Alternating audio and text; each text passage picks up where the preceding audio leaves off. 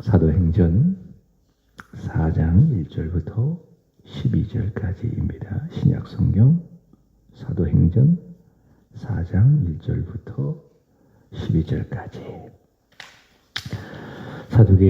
사도들이 백성에게 말할 때에 제사장들과 성전 맡은 자와 사두개인들이 이르러 예수 안에 죽은 자의 부활이 있다고 백성을 가르치고 전함을 싫어하여 그들을 잡음에 날이 이미 저물었으므로 이튿날까지 가두었으나 말씀을 들은 사람 중에 믿는 자가 많으니 남자의 수가 약 5천이나 되었더라. 이튿날 관리들과 장로들과 서기관들이 예루살렘에 모였는데 대제사장 안나스와 가야바와 요한과 및 알렉산더와 및 대제사장의 문중이 다 참여하여 사도들을 가운데 세우고 묻되 너희가 무슨 권세와 누구의 이름으로 이 일을 행하였느냐. 이에 베드로가 성령이 충만하여 이르되 백성이 관리들아 장로들아 만일 병자에게 행한 착한 일에 대하여 이 사람이 어떻게 구원을 받았느냐고 오늘 우리에게 질문한다면 너희와 모든 이스라엘 백성들은 알라. 너희가 십자가에 못 박고 하나님이 죽은 자 가운데서 살리신 나사렛 예수 그리스도의 이름으로 이 사람이 건강하게 되어 너희 앞에 섰느니라. 이 예수는 너희 건축자들의 버린 돌로서 지 모퉁이의 머릿돌이 되었느니라. 다른 이로서는 구원을 받을 수 없나니 천하 사람 중에 구원을 받을 만한 다른 이름을 우리에게 주신 일이 없음이라 하였더라.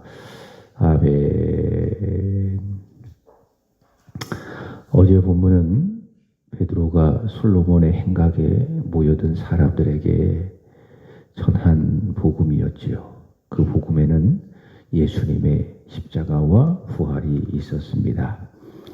사도행전 2장 14절에서 15절에 보면 너희가 거룩하고 의로운 분이시고 생명의 주를 죽였으나 하나님이 죽은 자 가운데서 그를 살리셨다. 우리가 그 일의 증인이다. 바로 그런 것입니다. 자, 그런데 이 복음을 오늘 본문 1절의 말씀을 보시면 대제사장들과 성전 맡은 자들과 사두개인들도 들었습니다. 자, 그런데 이어지는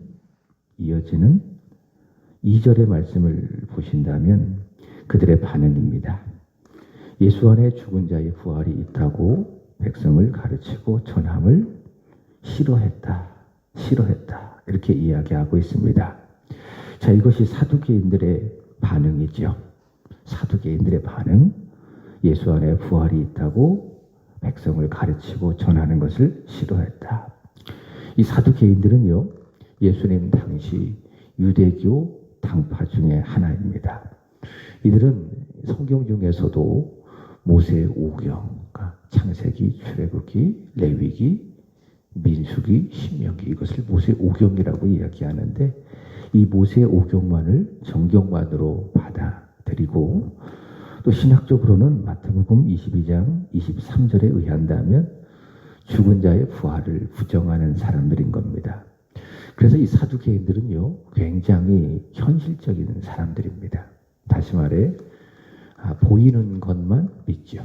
그러니까 보이지 않는 어떤 그런 것들, 영적인 성격을 갖는 것들은 믿지 않고 오직 보이는 것만 믿는 사람들인 겁니다.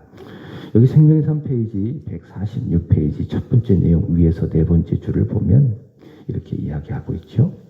한번 볼까요? 사두개인들은 당시 부유한 귀족 계층이었다. 로마와 정치적, 경제적으로 결탁하여 이득을 취하던 자들. 이들은 사도들이 가르치는 메시아 사상이 로마 제국과의 관계를 어렵게 할 수 있다고 여겼다. 이게 정확합니다. 자, 그래서 이들이 어떻게 했는가? 사도들이 복음을 전할 때에, 특별히 부활을 전할 때에 싫어했다라고 이야기하고 있습니다. 여기서 싫어했다라고 하는 것을 원어적 의미로 본다면 괴로워했다. 여기 영어 성경에도 보면 뭐라고 이야기하고 있습니까? greatly disturbed 이렇게 이야기하고 있죠. 그러니까 몹시 괴로워했다. 그런 의미입니다.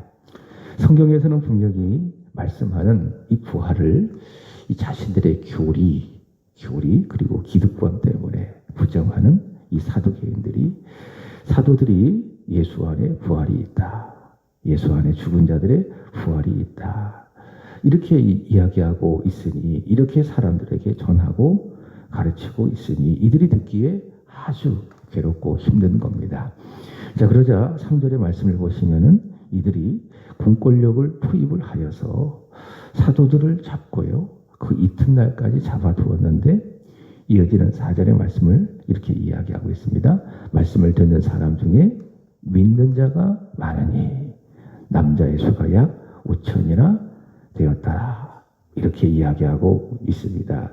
예레미야스라고 하는 학자가요, 당시 예루살렘의 인구를 적게는 2만 5천 명, 많게는 3천 명, 3만 명 이렇게 보았습니다. 근데 그 중에 남자만 5천 명 말씀을 듣고 믿었다라고 한다면 굉장히 많은 사람들이 복음을 듣고 예수님을 믿게 된 거라, 그렇게 말할 수가 있습니다. 오늘 본문 1절부터 4절 이렇게 설명을 드렸는데, 이 말씀을 본다면 복음을 전해질 때에 반응이 있습니다. 그 반응은 두 가지인 것을 알 수가 있습니다. 첫 번째로는 2절 사두개인들처럼 어떻게 반응합니까?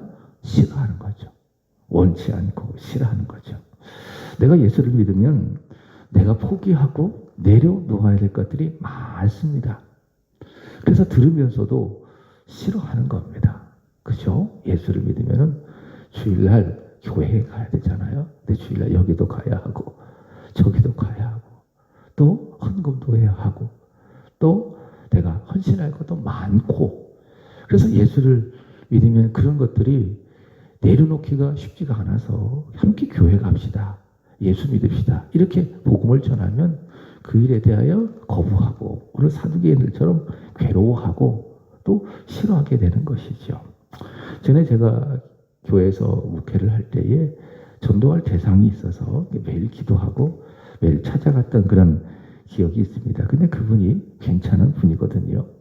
근데 가면은 반갑게 맞아줘요. 근데 어느 한순간부터는 좀 인상을 쓰고 별로 좋아하지 않더라고요. 오늘 말씀처럼 싫어하더라고요. 그리고 하는 말이 그겁니다. 교회 얘기 빼고 복음 얘기 빼고 예수 얘기 빼고 찾아온다면 내가 얼마든지 만나줄 수 있습니다. 이런 얘기를 하더라고요. 참 안타깝더라고요. 예수를 믿으면요, 포기해야 될 것들이 너무 많다는 거예요. 근데 그게 싫은 거죠. 그걸 원치 않은 거죠. 그러니 복음이 전해지면 함께 교회 갑시다 라고 이야기하면은 그 일에 대하여 싫어하게 되는 겁니다. 여기 사두개인들이 그렇죠. 사도들이 가르치는 이 복음을 싫어합니다.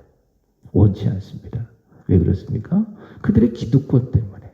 그걸 받아들이고 예수를 영접하면 다 내려놓아야 하거든요. 이게 싫은 겁니다. 그러니 백성들을 가르치고 전하는 것을 싫어하는 겁니다. 두 번째로는 반응은 무엇입니까? 믿는 겁니다. 믿는 겁니다. 여기 4절의 말씀처럼 말씀을 듣고 믿는 사람이 있는 겁니다. 예수 믿기로 결단을 하고 교회에 와서 믿음 생활을 시작하는 사람들이 있게 되는 거죠. 그렇습니다. 어느 시대든지 복음을 전해진다면 이 사두개인들처럼 듣기를 거부하고 아주 싫어하는 사람, 반대로 듣고 믿고 영접하는 이 두 부류의 사람이 있는 겁니다. 하지만 사람들이 거부하든지 또는 받아들이든지 지금까지 항상 복음이라는 것은요, 전해졌습니다. 그죠? 그리고 앞으로도 전해져야 합니다. 그리고 복음을 전하는 사람들은 항상 존재해 왔습니다. 그러므로 교회는 끊임없이 어떻게 합니까? 사람들이 싫어하든 또는 믿든 이 복음을 항상 전해야 합니다. 이 강단도 마찬가지입니다. 이 강단은요, 사람의 이야기를 하는 것이 아니에요. 자기 경험 이야기를 하는 게 아니에요. 자기 신앙 이야기를 하는 데 아니에요.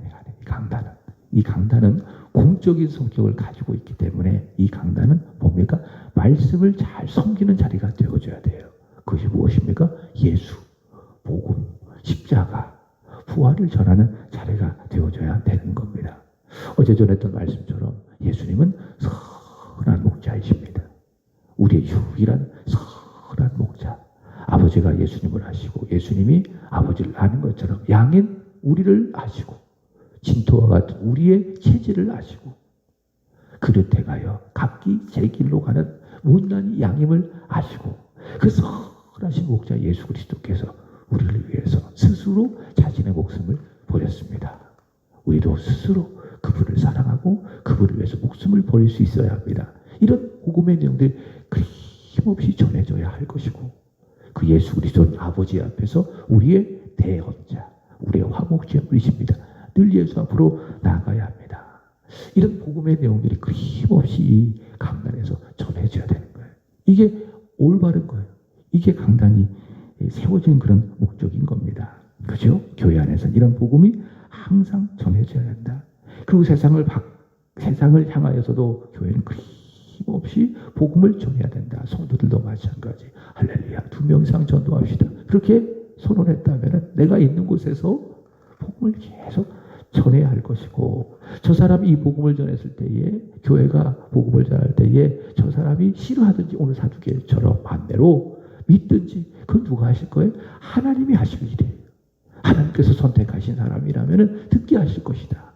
그리고 믿게 하실 것이다. 이런 믿음, 이런 확신을 갖고 그들이 듣든지 아니 듣든지 그들이 싫어하든지 오늘 말씀처럼 믿든지 어떻게 합니까? 교회는 세상을 향하여 성도는 세상을 향하여 끊임없이 생명의 복음을 전해야 한다. 바로 그런 겁니다. 그게 역사 속에서 계속 교회가 우리 믿는 자들이 해왔던 일. 오늘 그 일을 그 사명을 우리 교회가 맡았고요. 저도 맡았고요. 여러분도 맡게 된 거예요. 이 사명을 잘 감당하는 저와 여러분 우리 교회가 되기를 원하는 겁니다. 5절 이하의 말씀을 보시기 바랍니다. 5절 관리들, 장로들, 서기관들. 자, 그 중에 대제사장 안나스가 있어요. 그리고 가야바, 요한, 알렉산더 및 대제사장들이 다 와서 어떻게 보면 이 사람들이 다 예수님을 죽였던 그 주범들 아니겠습니까? 자, 이 사람들이 다 모여서 7절 보시면은 붙잡힌 사도들을 세워서 그들을 신문하게 되는데요. 자, 묻습니다. 뭐라고 이야기하느냐?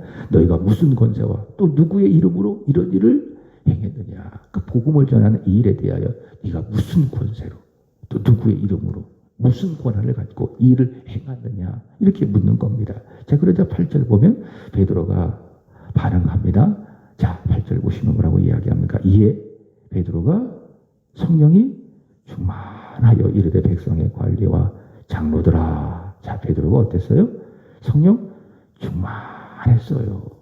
자, 예수께서 잡히실 때 그때의 베드로를 한번 생각해 보는 거예요. 그때 어린아이 앞에서 어떻게 했습니까? 부인했지요. 야, 너도 예수와 함께 다니던 사람 중에 한 사람이 아니냐? 여자아이가 베드로에게 똑바로 쳐다보고 물었잖아요. 그때 베드로가 뭐라고 했어요?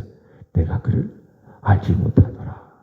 내가 그를 알지 못하더라. 내가 그를 알지 못하더라. 저주하고 맹세하지 않았습니까? 3번 부인했던 그 비겁한 베드로. 그때 베드로였어요. 그때는요, 이렇게 설명하고 싶어요. 충만했어요. 무엇으로 충만했느냐? 자기 자신으로. 충만했어요. 그러니 자신을 위해서 자신 때문에 예수님을 모른다고 3번이나 부인한 거죠. 자, 그러나 지금은 그렇지 않습니다. 사도행전 2장의 말씀처럼 오순절이만 성령을 받았어요.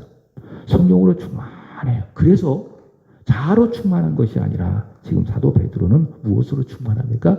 성령으로 충만해요. 예수로 충만해요. 복음으로 충만해요. 그러니 막강한 세상 권세 앞에서도 네가 무슨 권세와 누구의 이름으로 이런 일을 행하였느냐 이렇게 묻는 이런 말 앞에서도 사도 베드로 굴을 하지 않고 담대하게 그리고 당당하게 예수의 복음을 전하는데 그게 10절이에요. 10절 너희와 모든 이스라엘 백성들은 알아라. 너희가 십자가에 못 박고 하나님이 죽은 자 가운데서 살리신 나사렛 예수 그리스도의 이름으로 이 사람이 건강하게 되어 너희 앞에 섰느니라. 자, 베드로가 예수의 부활을 전할 때에 늘 공통적으로 말하는 바가 있죠. 그죠?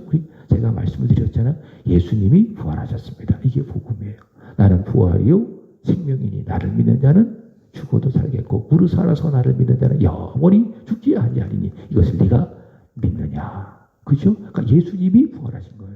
자, 그런데 사도 베드로는 예수님의 그 부활을 전할 때에 삼위 하나님과의 관계 속에서 부활을 전한다고. 그죠? 공통적으로 하는 말이 그거예요. 하나님이 예수를 살리셨다. 그거예요. 예수의 부활을 전할 때에 하나님이 예수를 죽은 자 가운데 살리셨다. 여기도 마찬가지죠. 너희가 너희 죄로 인해서 예수를 십자가에 못 박아 죽였지만 그러나 누가? 하나님이 죽은 자 가운데서 나사렛 예수 그리스도를 살리셨다. 바로 그 나사렛 예수 그리스도의 이름으로 이 사람이 건강하게 되어 너희 앞에 서 있느니라. 자, 이렇게 사도 베드로는 이 상황 속에서도 전혀 굴하지 않고 당당하게 담대하게 예수님의 십자가의 복음 그리고 부활의 복음을 전합니다. 하나님께서 살리신 예수의 이름으로 부활의 예수님의 이름으로 이 사람이 건강하게 되어 너희 앞에 섰다. 여러분 그렇습니다.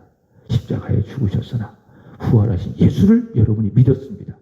그 이름을 부름으로 말미암아 여러분이 구원받고 하나님의 자녀가 된 줄로 믿습니다. 지금도 마찬가지예요. 여러분 어떻게 여러분의 영혼이 때로는 여러분의 육신이 건강해질 수가 있겠습니까? 오늘 말씀에 의한다면 하나님이 죽은 자 가운데서 살리신 나사렛 예수 그리스도의 이름으로 여러분의 영혼이 건강하게 되는 겁니다.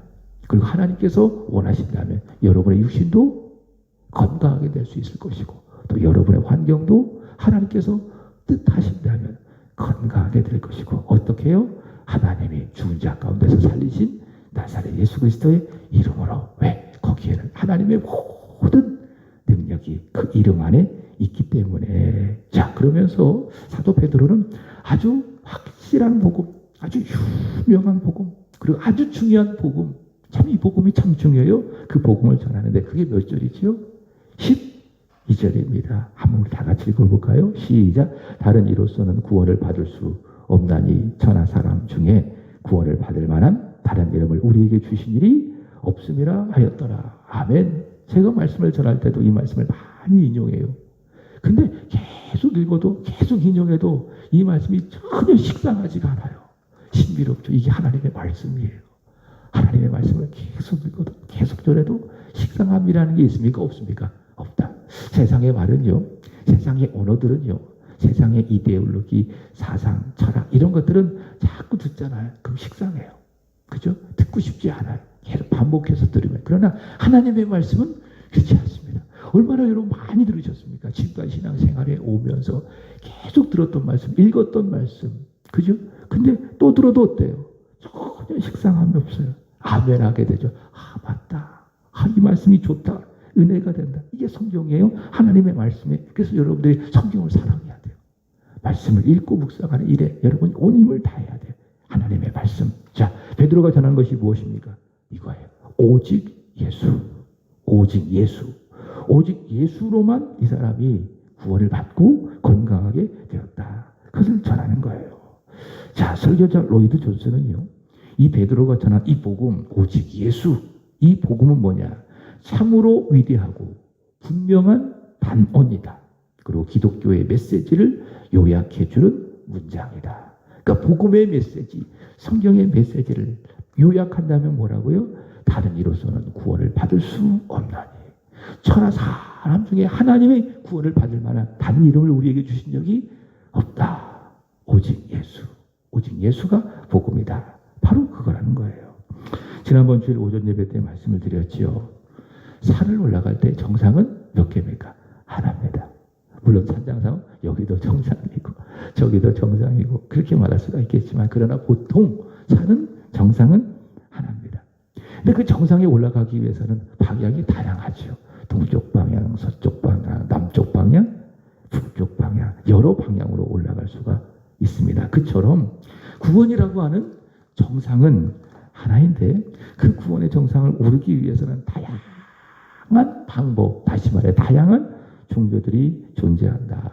유교도, 불교도, 이슬람교도, 그리고 기독교도 그런 종교 중에 하나이다.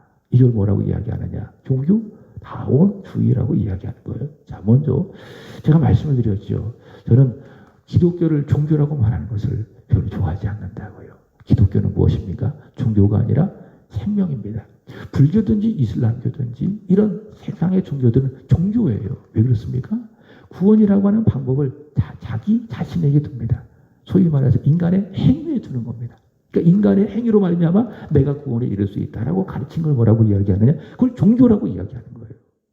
그러나 성경은요, 우리 기독교는요, 종교가 아니에요. 종교 그 이상이에요. 왜? 구원은 인간의 행위로 받는 것이 아니라 하나님의 은혜로 받는다. 하나님으로 받는다. 그죠? 유일하게 이렇게 말하는 게 복음이에요. 이게 기독교이기 때문에 기독교는 종교 그 이상 뭡니까? 절대 생명.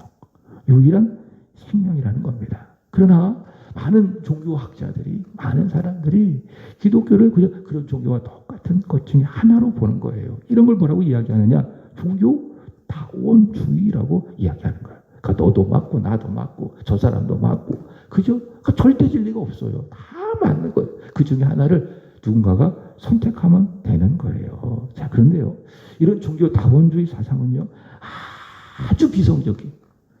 아주 비성경적이다. 그리고 이단적이다. 저는 이렇게까지 이야기하고 싶어요. 마귀적이다. 그 배우에는 무엇이 있다고요? 마귀적인 내용이다. 그죠? 마귀가 하는 말은 무엇이에요? 예수 외에도 다른 길로서도 충분히 구원받을 수가 있어. 그게 마귀가 하는 말 아니겠습니까? 그게 미혹하는 거예요. 베드로는 분명히 이야기합니다. 다른 누구로서는 구원을 받을 수 있다 없다? 없다. 하나님이, 천지를 지으신 하나님이, 지금도 섭리하시는 하나님이 예수 외에 구원을 받을 만한 다른 이름을 우리에게 주신 적이 있다 없다? 없다. 이게 뭐예요? 이게 성경이 말씀하고 있는 거예요. 그렇죠? 이게 하나님께서 뜻하신 바예요. 이게 절대 복음이에요. 오직 예수 외에, 예수를 믿는 길 외에 구원을 받을 수 있는 길은 없다. 요한복음 주님께서 말씀하신 것처럼 14장 6절, 오직 예수님만이 그 길, 더 웨이. 그리고 무엇입니까? 더 트루스, 그 생명. 더 라이프, 그 진리, 그 생명. 오직 예수님만이 길이시고 진리시고 생명이시기 때문에 예수님을 통하지 않는다면 절대로 누구든지 아버지께로 갈 수가 없다. 바로 그런 거예요. 이게 뭐예요? 이게 우리가 믿고 있는 복음이에요. 이게 사실이에요. 생명상 페이지 147페이지 묵상 에세이에 보면은 이렇게 이야기합니다. 두 번째 단락에서 말하는 것처럼 병에 걸린 사람은 누가 필요해요? 의사가 필요하죠. 병 걸린 사람은 의사가 필요한 것처럼 전적으로 타락한 우리에게, 그래서 사람이 자기 행위로 구원받을 수 없는 거예요. 왜? 전적 타락. 그래서 구원에 있어서 전적 무능력한 거예요. 전적으로 타락했기 때문에. 그죠? 사람은 구원에 있어서 전적으로 무능하다. 그래서 우리가 구원을 위해서는 내 힘으로 안 되는 거다. 그래서 우리에게는 구원자가 필요한 거예요. 그럼 하나님께서 전적으로 타락하고 전적으로 무능한 구원을 위해서 우리에게 보내신 유일한 구원자가 누구냐? 그분이 누구시라는 거죠? 예수님이시라는 거예요. 앞에서 세 번째 줄, 죽음을 이기시고, 밑에서 세 번째 줄, 죽음을 이기시고 부활하신 예수님만이 죄로 죽은 우리를 하나님께로 이끌어 가실 수가 있다. 오직 예수님만이 우리의 소망이 되는 것이다 라는 겁니다. 여러분, 오직 예수, 이 믿음을, 이 신앙을 굳게 하시고 오늘도 오직 예수, 예수로 살아가고, 예수를 위해서 살아가고, 예수님 때문에 살아가고, 예수 안에서 살아가고, 그를 가까이 하고, 그를 믿고, 그를 섬기고, 그에게 충성하고, 그를 전하고, 오직 예수, 예수로 살아가는 저와 여러분이 되기를 바랍니다. 오직 예수에 단답이 있어요? 없어요? 없습니다. 오직 예수, 이 믿음, 이 신앙으로 살아가는 저와 여러분이 되기를 우리 주 예수 그리스도의 이름으로 축복합니다. 오늘도 성령 충만하십시오. 오늘도 주 안에서 행복하시기를 주 예수 그리스도의 이름으로 축복합니다. 기도하겠습니다.